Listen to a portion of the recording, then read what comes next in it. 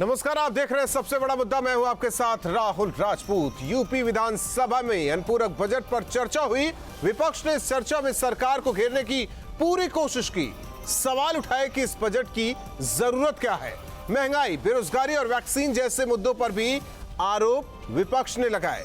CM Yogi Adityanath ने विपक्ष पर तीखा हमला बोला। कहा कि पहले रामकृष्ण शंकर सब उनके लिए सांप्रदायिक थे, अब सब भक्त बन गए हैं।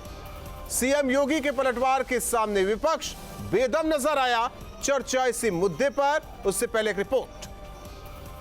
ये लड़का बेरोजगार है। विधानसभा में चर्चा तो अनुपूरक बजट पर थी। विपक्ष ने भी सरकार की घेराबंदी की पूरी तैयारी की थी, लेकिन अपने ही सवाल पर विपक्ष ऐसा घिरा कि सदन में चारों खाने चित हो गए। कोरोना प्रबंधन, वैक्सीन और रोजगार के सवालों के बीच सरकार को घेरने की जमकर कोशिश की। इतना पैसा अगर बेरोजगारी दूर करने के लिए खर्च कर देते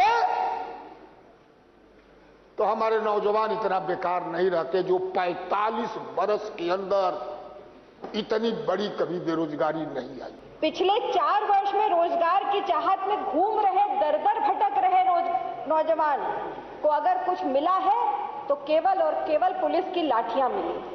बार बार रोजगार को लेकर सरकार पर सवाल उठाए जाने को लेकर मुख्यमंत्री ने विपक्ष पर जमकर तंज कसा।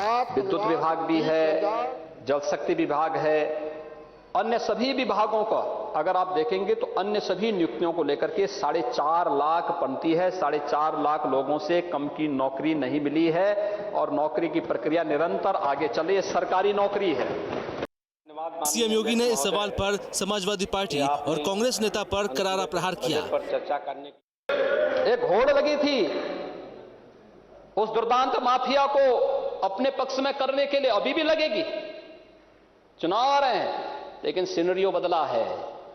अब माफियाओं को जो भी अपने साथ लेके जाएगा उसको मालूम है कि उसके बाद फिर पीछे पीछे बुलडोजर भी घूमता हुआ जाएगा। लेकिन कुछ लोग बेशर्मी के साथ तालिबान का समर्थन किए जा रहे हैं, तालिबानीकरण करना चाहते हैं।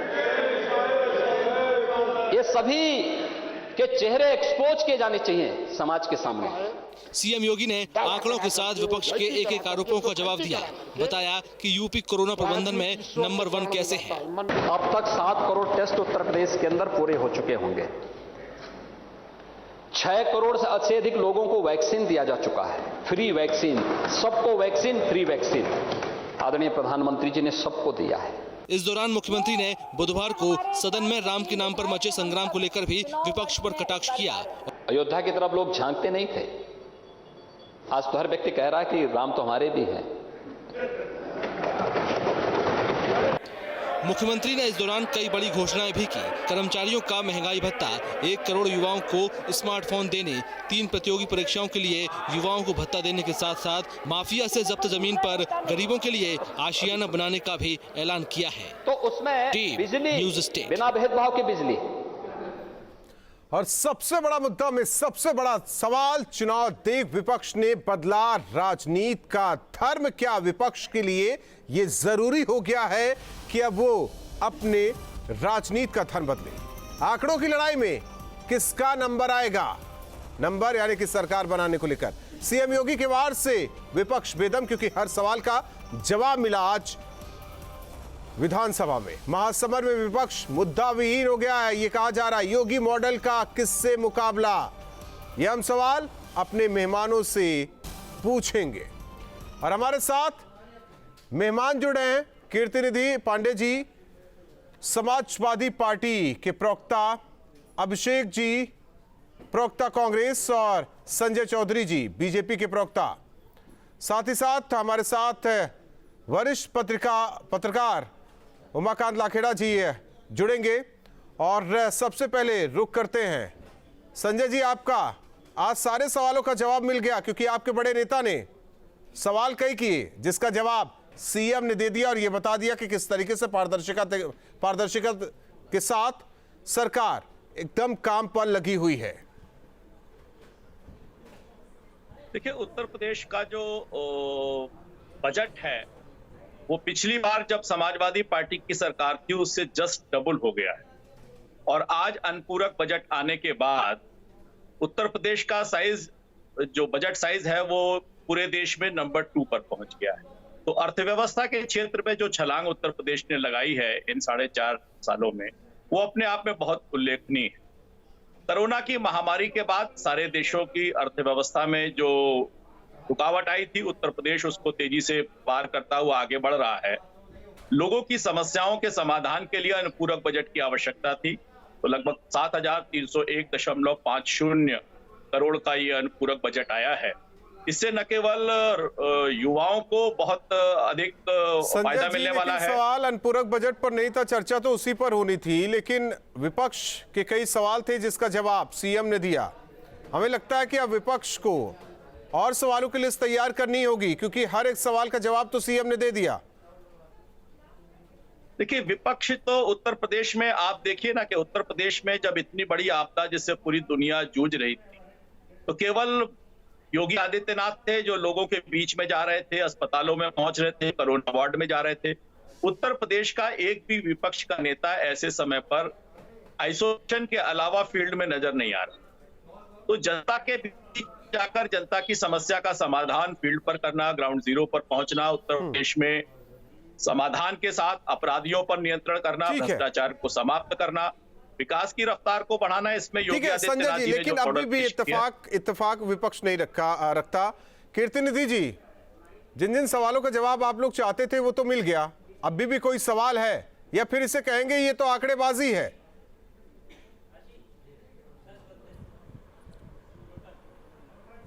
राहुल जी, सवाल जो है उसका जवाब कहां है?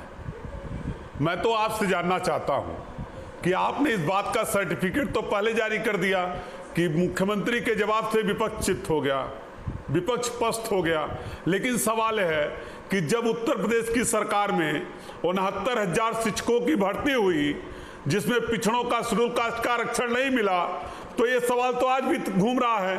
विद्यार्थी आज भी लखनऊ के अंदर धरने पे है, पुलिस की लाठियां खा रहा है, बेरोजगार सड़कों पे संघर्ष कर रहा है, महंगाई लगातार बढ़ रही है। सवाल तो आज भी है। जनता, उत्तर प्रदेश की जनता ये जानना चाहती है कि 2017 में क्या मुख्यमंत्री जो वर्तमान में है, जो भारतीय जनता पार्टी थी, क्या यही ऐलान की थी कि हम 4 लाख नौजवानों को रोजगार देंगे, सरकारी नौकरियां?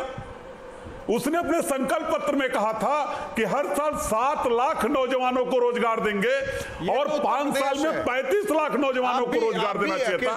क्या ये बात उत्तर प्रदेश के मुख्यमंत्री ने कहा? नहीं, क्या उत्तर प्रदेश के मुख्यमंत्री ने कहा ये बात? क्या उत्तर प्रदेश के मुख्यमंत्री ने ये बात सदन में बताया कि हम बच्चों को नहीं? क्या ये बात उत्तर प्रदेश के मुख्यमंत्री ने बताया कि हम बच्चों को आज तक लैपटॉप नहीं दे पाए? क्या उत्तर प्रदेश के मुख्यमंत्री ने बनाया कि 4.5 साल में हम पूर्वांचल एक्सप्रेस में नहीं बना पाए? क्या उत्तर प्रदेश के मुख्यमंत्री ने बताया कि हम लखनऊ को छोड़ के उत्तर प्रदेश के किसी भी जनपद में मेट्रो नहीं चला पाए? क्या उत्तर प्रदेश के मुख्यमंत्री ने बताया कि हम उत्तर प्रदेश के अंदर एक भी स्टेडियम नहीं बना पाए? क्या उत्तर प्रदेश के मुख्यमंत्री ने बताया कि ये जवाब सुनना नहीं चाहते? वो जवाब जो है, इनको लगता है कि सारे जवाब इनको स्वीकार नहीं है। दरअसल जो जनता से दूर है वो कैसे जानेगा कि जनता के बीच में जो विकास के काम हो रहे हैं वो कैसे हो रहे हैं?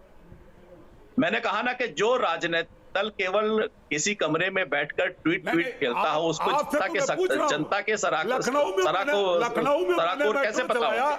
अगर उत्तर प्रदेश के किसी जनपद में मेट्रो चला हो तो दिखाइए हमको। एक सेकंड, समाजवादी पार्टी के मित्र मेरे एक सवाल जवाब दे दें, एक सवाल का जवाब समाजवादी पार्टी के मित्र मेरे एक सवाल का जवाब दें। जिसकी एक मिनट, मेरे एक सवाल का जवाब दें आप। हमारी सरकार में गृहित हुआ था। एक सवाल का जवाब मैं मांग रहा हूं आपसे। आप बताइए, उत्तर प्रदेश के मुख्यमंत्री जब के रहनुमा थे, उन्होंने कहा कोई एक योजना लोकार्पण जो पूरी हो गई। मेट्रो कितनी बड़ी थी? 35 किलोमीटर की मेट्रो आपने केवल 8 किलोमीटर मेट्रो बना के चला दिया। आधी योजना का उद्घाटन कर दिया, हो गया। एक्सप्रेस हाईवे क्या आपने पूरा बनाकर दिया? क्या आपने लोक भवन लखनऊ के अंदर मेट्रो हमने चलाया, लखनऊ के अंदर स्टेडियम हमने बनाया, लखनऊ से आगरा तक एक्सप्रेस वे हमने बनाया, हमने उत्तर प्रदेश के 18 लाख नौजवानों को लैपटॉप दिया। आपने घोषणा करने के बाद आज तक एक भी विद्यार्थी को लैपटॉप नहीं मिला। आप पूर्वांचल एक्सप्रेस वे नहीं बना पाए, जिसकी 70% जमीनें हमने अधिग्रहित किया, जिसकी जमीनें हमने अधिग्रहित किया, उसको आज तक आप नहीं बना पाए। क्या बात कर रहे हैं चौधरी साहब? कोई योजना आपकी पूरी नहीं थी, ना ना ना ना, एक भी योजना आपकी पूरी नहीं थी। अधूरी योजनाओं का लोकार्पण करने का कार्ड बनाया आपकी पार्टी। आपको दिखता नहीं? मैं कह रहा हूं ना, लखनऊ के इकोना स्टेडियम में अंतर्राष्ट्रीय मैच हुआ, हमने बनवाया। लखनऊ आगरा एक्सप्रेस पे लड़ाकू विमान उतारे गए, वो आपको नहीं दिखेंगे। हमने 18 लाख नौजवानों को। कीर्ति जी जरा शांत हो जाइए, कांग्रेस के प्रवक्ता भी हैं। हम 55 सवाल इस बात का ठीक है, ठीक है। कीर्तिनिधि जी एक सवाल मेरा है आपसे, कीर्तिनिधि जी एक सवाल आपसे मेरा है, अगर इतना ही विकास कर गए थे अखिलेश यादव तो फिर 2017 में समाजवादी पार्टी क्यों नहीं आई? अरे भाई मैं जवाब में आ रहे हैं, अभिषेक जी आपके पास आ रहे हैं। कीर्ति जी से सवाल है ये। राहुल जी 2017 की परिस्थितियां आप भी जानते हैं और हम भी जानते हैं, लेकिन जो सच है उसको ना आप बदल सकते हैं ना हम बदल सकते हैं। अगर जो डेवलपमेंट के काम आदरणीय अखिलेश यादव समाजवादी पार्टी की सरकार में हुए, यही कहना है, वो सब दिख रहे हैं। वैसे बीजेपी अगर इकाना स्टेडियम लखनऊ के अंदर बना तो वो आपको भी दिखता है।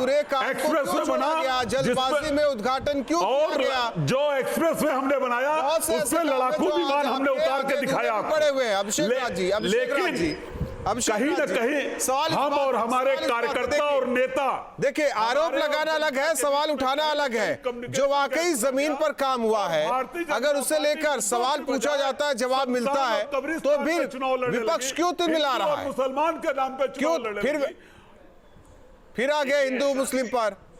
कई लोग हैं यही जो तालिबान के समर्थन में हैं, आपकी पार्टी के सांसद ही हैं। आपने बंद करवाया उनका मुंह, नहीं बोलेंगे आप।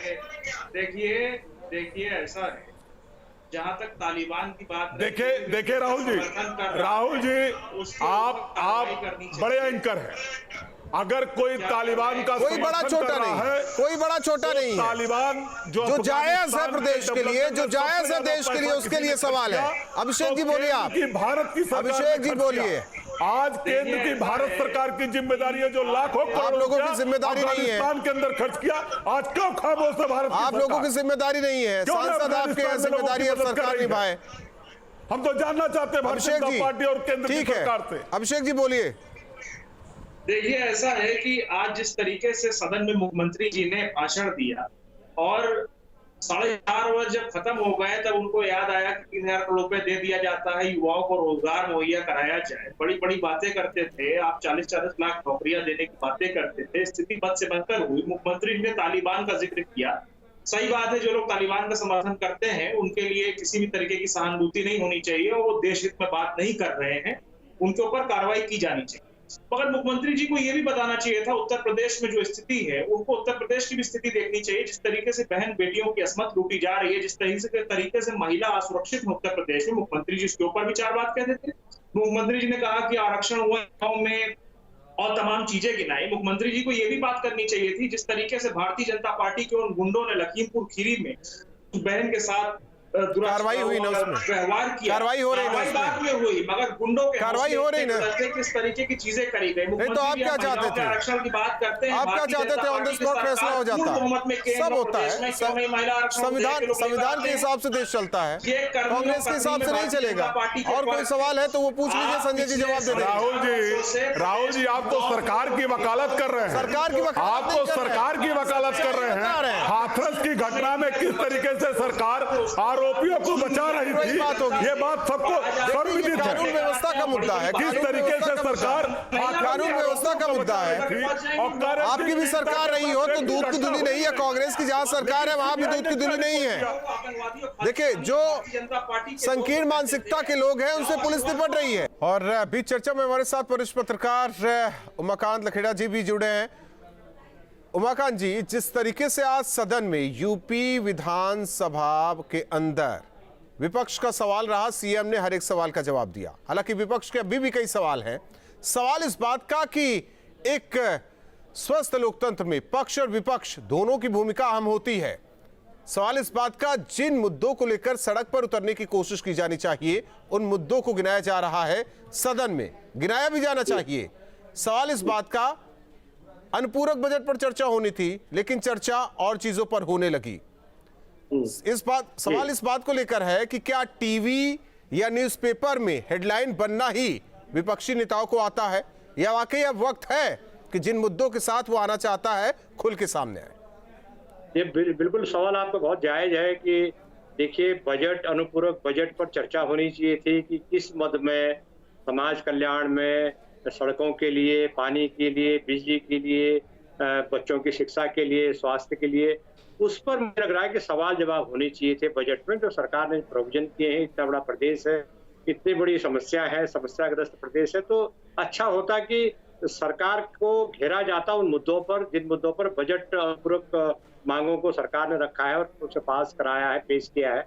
लेकिन ऐसा लगता है कि चुनावी साल है और चुनावी साल में पूरे जो मुद्दे हैं सरकार की तरफ से भी और विपक्ष की तरफ से भी, इस तरह से एक नया माहौल की शुरुआत होगी। और ऐसा लगता है कि चुनाव की शुरुआत इस अनुपूरक बजट से ही, चुनाव प्रचार की शुरुआत उत्तर प्रदेश में हो गई है। बहुत अच्छी बात है कि जनता को भी जागरूक होना चाहिए कि सरकार कैसा काम कर रही है, लेकिन अच्छा होता कि, इससे अच्छा होता कि अगर अनुपूरक बजट पर सरकार से सवाल जवाब विपक्षी पार्टियां करती और एक गंभीरता सदन के भीतर होनी चाहिए थी कि, और सरकार को रोकता, विपक्षी पार्टियां सरकार को रोकते कि आप जो है फोकस कीजिए कि जो आपने प्रोविजन बजट में किए। हालांकि कई सवाल यहाँ बैठे हमारे कांग्रेस और समाजवादी पार्टी के प्रवक्ताओं के, जिनका जवाब संजय जी देना चाहते हैं। हालांकि संजय जी,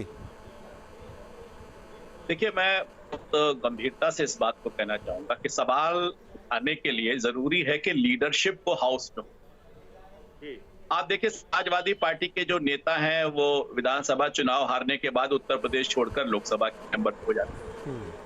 राहुल गांधी यहां से गायब हैं, प्रियंका जी जब आती हैं तो पॉलिटिकल टूरिज्म की तरह आती हैं, सोनिया जी 18 महीने से अपने संसदीय क्षेत्र। तो जब लीडरशिप, जिस पॉलिटिकल पार्टी की लीडरशिप ही उस हाउस पे नहीं बैठ रही, उस स्टेट पे नहीं बैठ रही, तो कैसे उस टीम को फॉलो करने वाले सवाल उठा पाएंगे, क्योंकि उनमें न वो वरिष्ठता है, न वो कीर्ति जी, न वो गहनता है। तो मैं, और जो प्रश्न उठा रहे हैं, देखिए इनके पीछे के जो लोग प्रश्न उठा रहे हैं, मैं एक चीज का जवाब और देना चाहूंगा।